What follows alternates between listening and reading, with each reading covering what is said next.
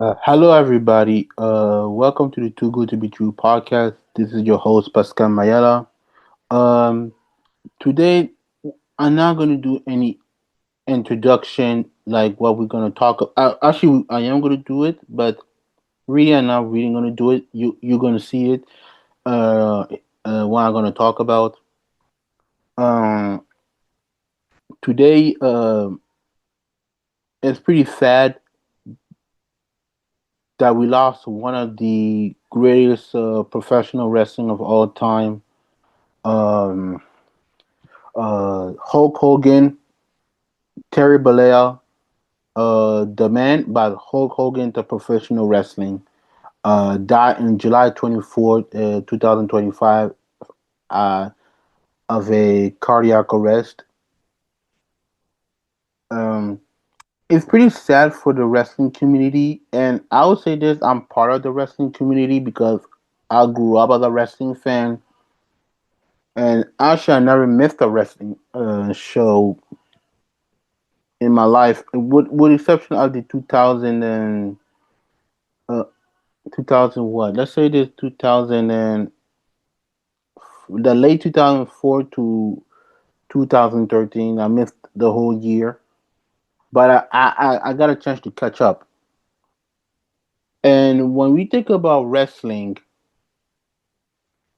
we don't think about John Cena, Stone Cold, or Roman Reigns, one of those big names. But it depends on a generation. But when we think about wrestling, we think about Hulk Hogan. Hulk Hogan really was pop icon in the wrestling world. I mean, if it wasn't for him, there won't be what we have right now. There won't be a WrestleMania, SummerSlam, Survivor Series. I mean, he's the godfather of wrestling. He's the godfather of wrestling. When you think about him, you think about those moments that Hulk Hogan did in the 80s and in the 90s. And he's the only guy, in my opinion, um, really bounced two company, one WWE, the other one WCW. Hulk Hogan is the only guy can say that. I don't care who you are. I don't care what generation you are.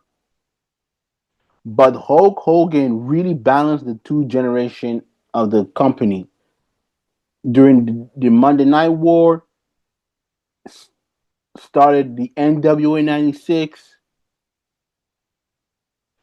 and that's why we had the Monday Night War. And you could thank him a lot. Um, I don't want to read all his accolade. You know his accolade. He's like what, a five-time champion, 5 or 6 time world champion, two-time Hall of Famer, one in 2020, 2005, and one in 2020 as part of the NWO. Yes, we are grief about Hulk Hogan the wrestler. It doesn't mean that he wasn't perfect as Terry Bollea, because yes, he wasn't perfect. Like other celebrities and regular people like us, nobody's perfect. Nobody's perfect. And yes, he did say some racist slur about black people. It happened. There's a lot of black people who don't like black people, um of their own ethnicity. Some black people don't like white. They're all racist. Yes, they're all racist. Not just white racists, they're black racists, Latino racists, Asian racists, and on and so on. And also, yes, he did have the sex tape leaked without his consent.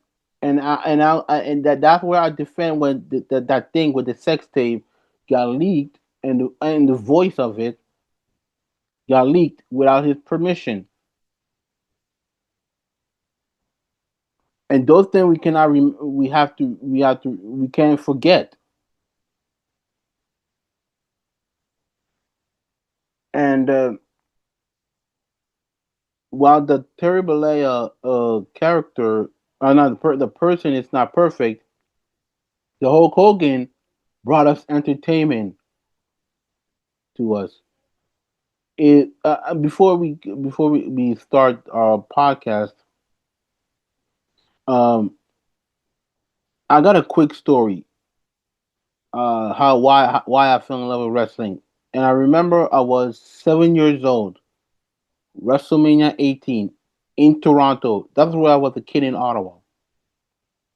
18, Rock Hogan, probably one of the greatest match I ever seen in my life. And the crowd in Toronto was for Hogan.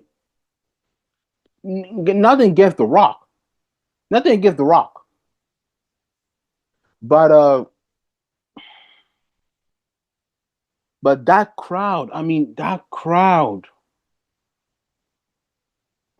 was so electric cheering for Hogan because, and I will tell you what, there's some people who grew up in the 90s saw WrestleMania 6.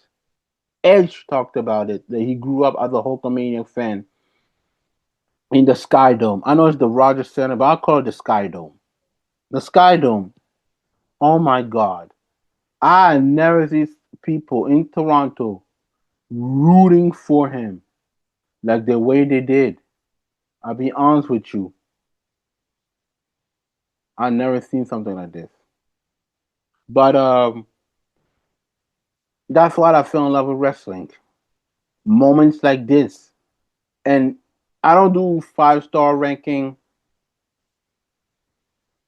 Um, I don't do that. But to me, that was a 5-star, in my opinion. So that being said, rest in peace, Hogan, and all your peers in the 80, 70s, 80s are up in heaven, and God rest your soul, man. Let's start the podcast.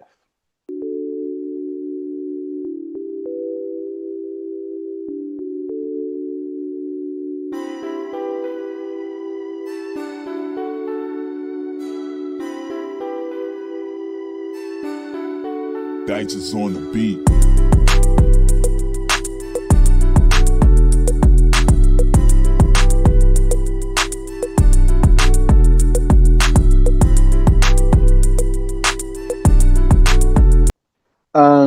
Today I got a lot of topics to talk about. But first, I want to talk about this topic uh, about Donald Trump versus the Washington Commanders. There was a tweet on Donald Trump, uh, ex formerly Twitter, commented about the Washington bringing back the name uh, the Redskin,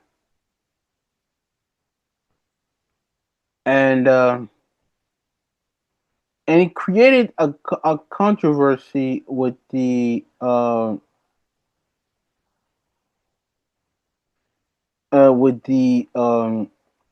with that name because I see a lot of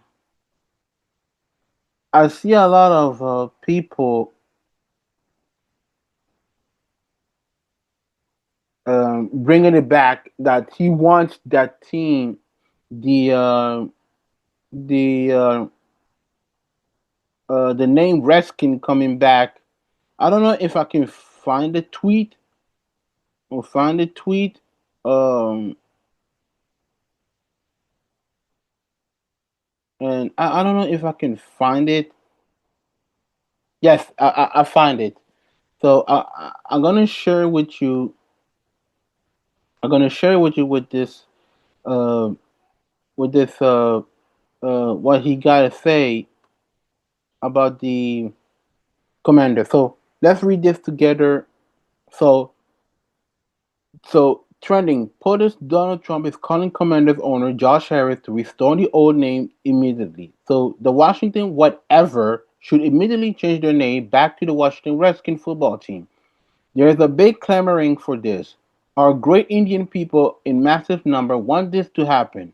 Their heritage and prestige is systematically being taken away from them. Times are different now than they were 3 or 4 years ago. We are we are a country of passion, common sense, owners, get it done. And I believe he has something he said something else. I don't know if I can find it. If I can find it, um,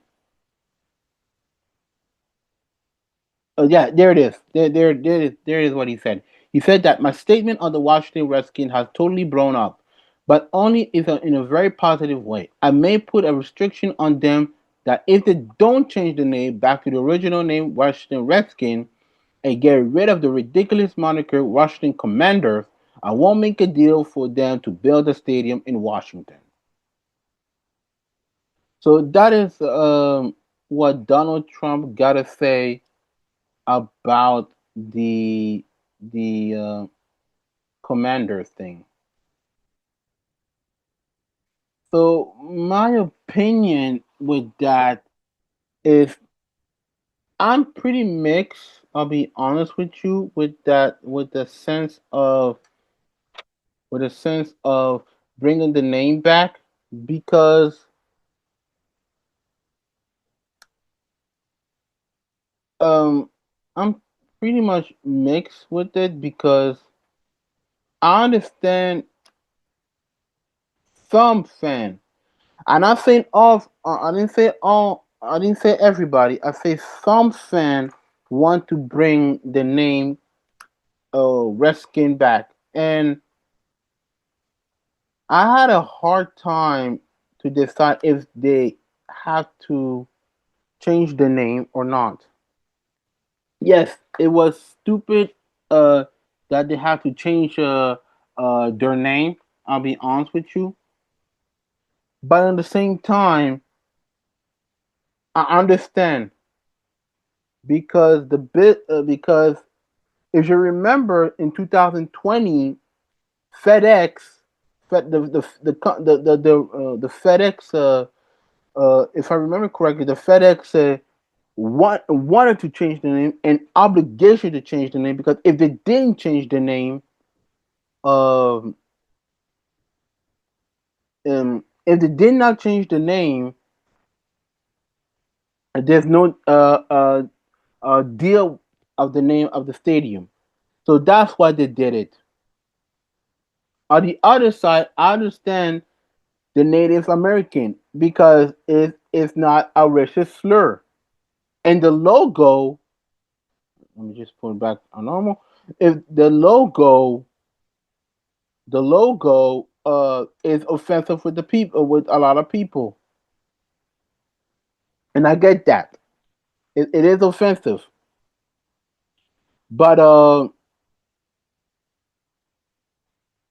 I always said this. This is my opinion. You don't have to agree with it. You don't have to agree with it.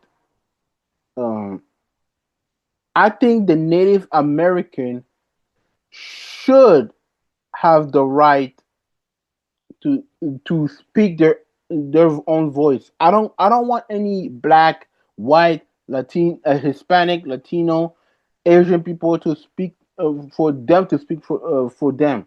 I want the Native Americans speaking for themselves. I want them to speak for themselves because they are that's their name, that's their pride,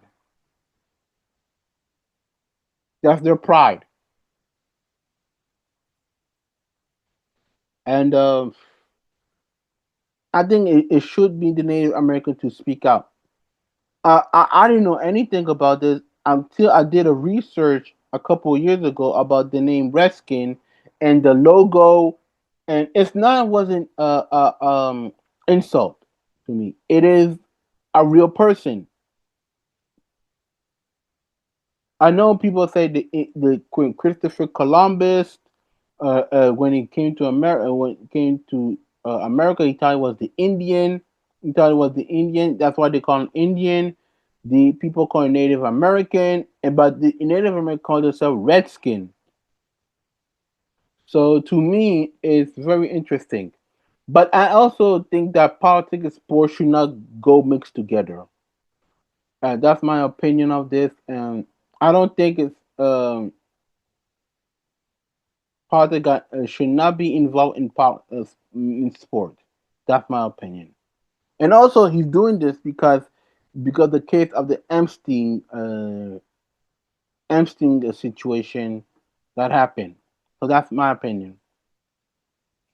Moving on from this, Tom Brady on said something about today's sport and today um, sport about uh, on rivalry because he seems like um, that there is lack of rivalry into this day um, on this day and age.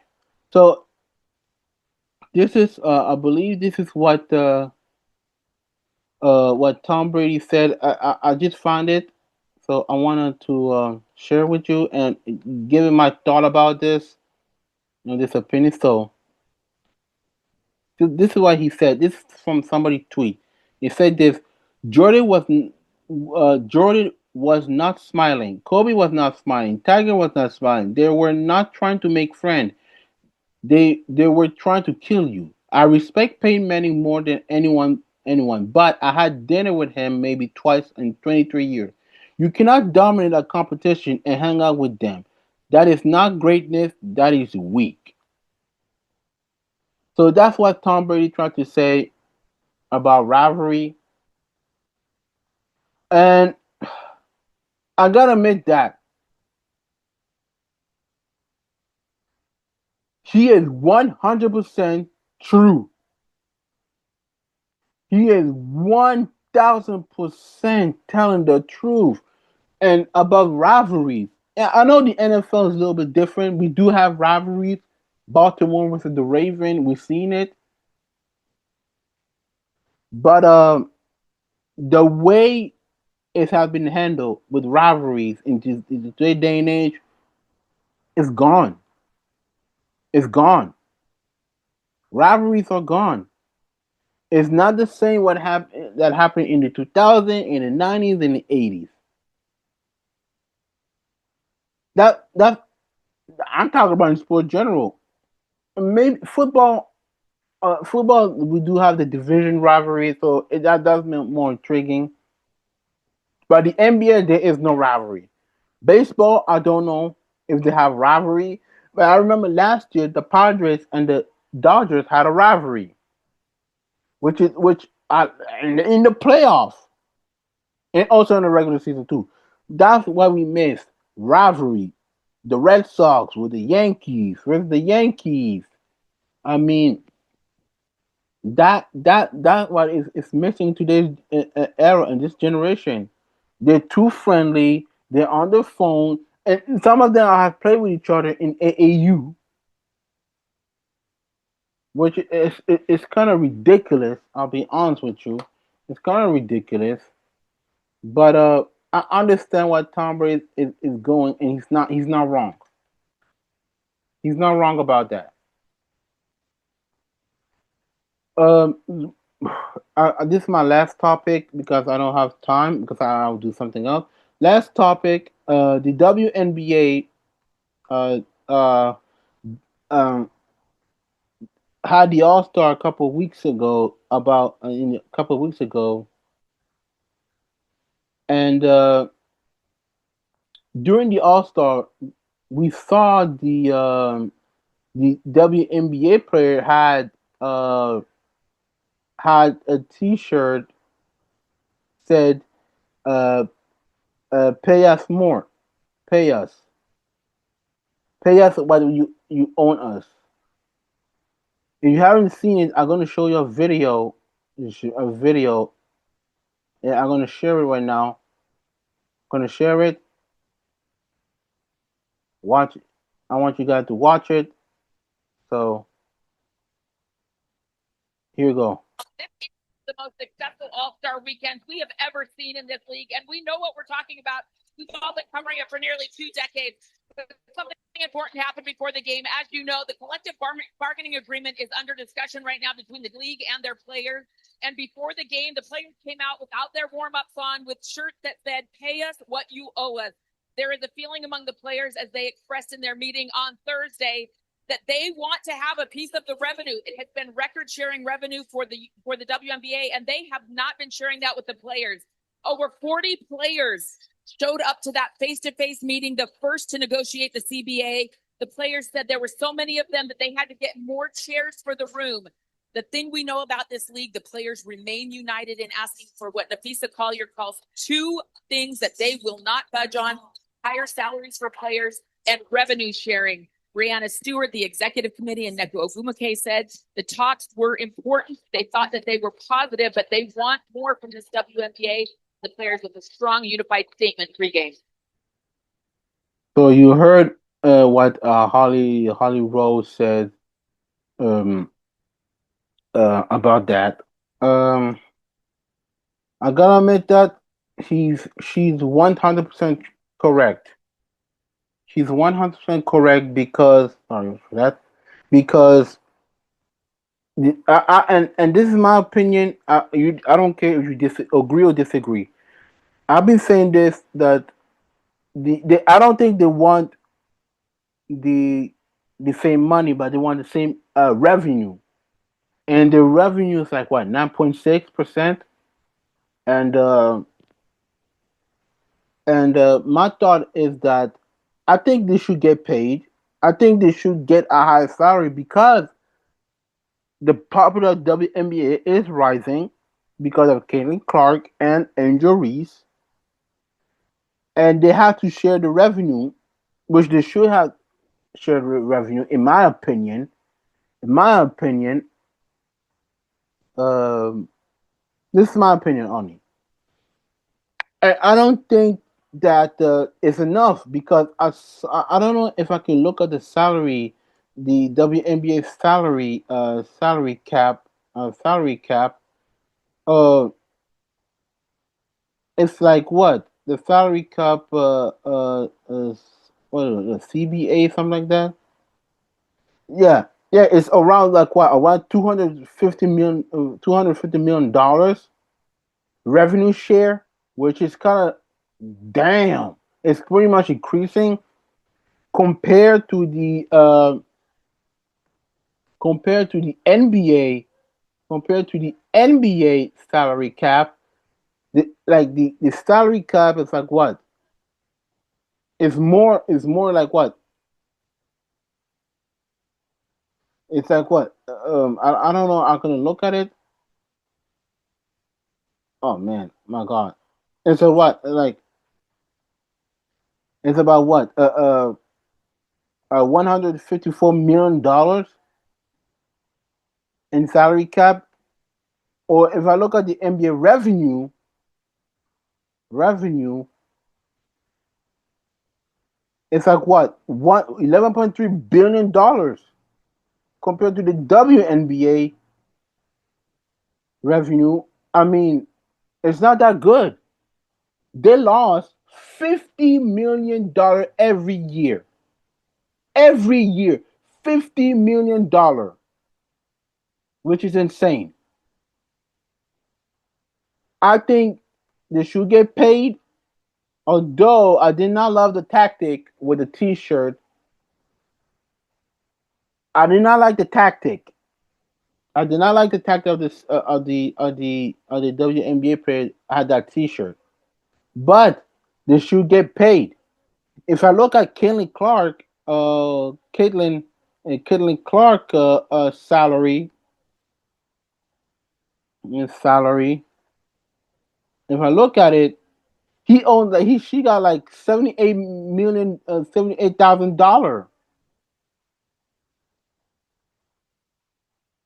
I mean, my God, the one who pretty much saved I don't say save. I would say elevate the WNBA, and she get. I thought let me share. Wait, I will share it. That kind of money. That kind of money. You see, $78 million in 2025. That is audacity.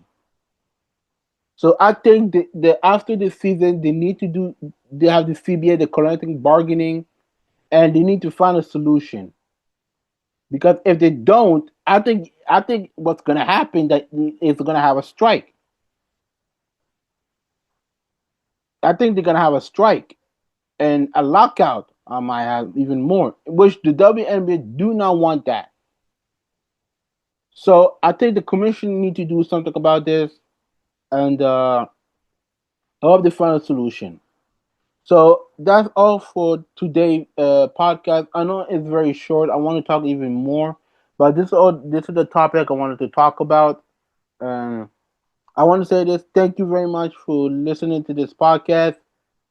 If you enjoyed this podcast, don't forget to follow this podcast on on YouTube. Too Good to Be True podcast. Don't forget to subscribe, like, notify, leave your comment on my video. Leave the comment on the community when I bring news on my community. Don't forget to listen to this podcast on Spotify, Amazon Music, Apple Podcast. Follow me on social media on X, formerly Twitter, Pascal Belly versus Instagram, Pascal underscore Mayala underscore 15. Same thing with Threads. Follow me on Facebook, Pascal Mayala. Follow me on X, formerly Twitter, at Belly versus PMM. That being said, thank you very much, and I'll see you next time.